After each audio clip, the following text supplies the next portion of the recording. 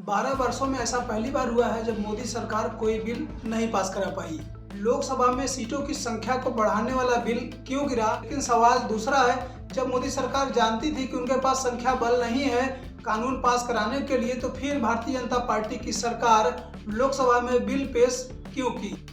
दरअसल लोकसभा के सदस्यों की संख्या कुल 543 है, जो 3 रिक्त हैं। ऐसे में बचती है 540 और 540 में से 528 सदस्य ही उपस्थित थे। अब 528 का जब आप 2/3 बहुमत निकालेंगे तो पहुंचता है 352। पक्ष में पड़े 298 और विपक्ष में पड़े कुल 230। इसका मतलब यह कि जब आप 528 का 2/3 करेंगे तो पहुंचता है 352। मतलब यह कि कुल मिलाकर के 54 वोट और चाहिए होते। अगर 54 वोट से ही यह बिल गिर गया। मोदी सरकार लोकसभा में जो बिल लेकर आई थी, पहले उस बिल को समझ लेते हैं। अभी वर्तमान में कुल सांसदों की संख्या है 543। मतलब यह कि जो अधिकतम संख्या 550 हो सकती है, उसको बढ़ा करके 850 करने का प्रस्ताव था। 850 सांसद होते अगर ये लोकसभा में बिल पास हो जाता। 815 सांसद राज्यों से होते और 35 सांसद यूनियन टेरिटरी, मतलब यह कि केंद्र शासित प्रदेशों से। और यह संविधान का 131वां संविधान संशोधन होता।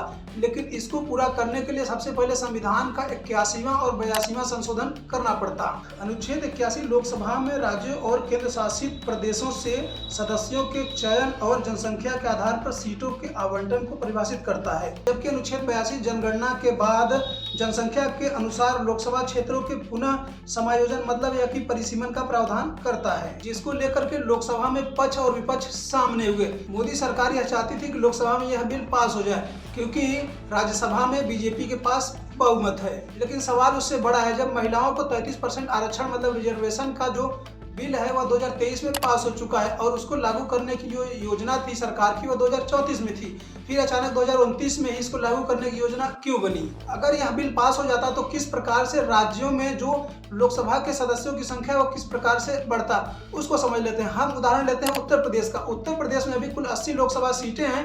मतलब यह कि अगर यह बिल पास हो जाता तो 50% सीटें बढ़ जाती, जो कि महिलाओं के लिए रिजर्व हो जाती। ऐसे मानिए कि अभी उत्तर प्रदेश में 80 लोकसभा सीटें हैं, तो 80 का जब आप 50% करेंगे तो आएगी 40।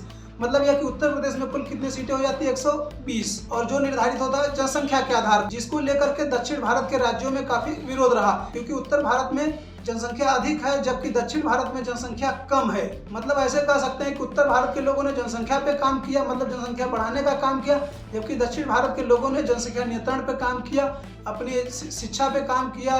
मोदी सरकार के द्वारा जो यह बिल लाया गया वह गिर गया है। ऐसे में अब सरकार के पास क्या ऑप्शन है? विपक्ष यह चाहता था कि इस बिल में ओबीसी के महिलाओं को भी रिजर्वेशन मिले, जबकि कुछ सांसदों और पार्टियों ने मुस्लिम महिलाओं के आरक्षण की भी वकालत की, जिसको गृह मंत्री अमित शाह ने सीधे सीधे नकार दिया। हमारा संविधान किसी भी प्रकार के धर्म के आधार पर आरक्षण की कतई मंजूरी नहीं दे रहा। ऐसे इस बिल के गिरने के बाद अभी पश्चिम बंगाल में और तमिलनाडु में चुनाव होना है।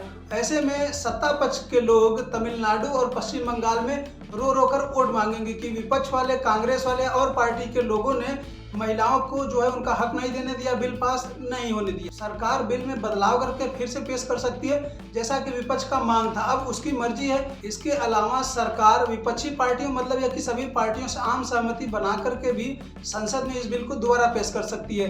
इसके अलावा सरकार के पास एक ऑप्शन यह भी है कि 2026 की जनगणना हो रही है और 2027 की जनगणना पूरी होने के बाद भी इस बिल को फिर से पेश कर सकती है।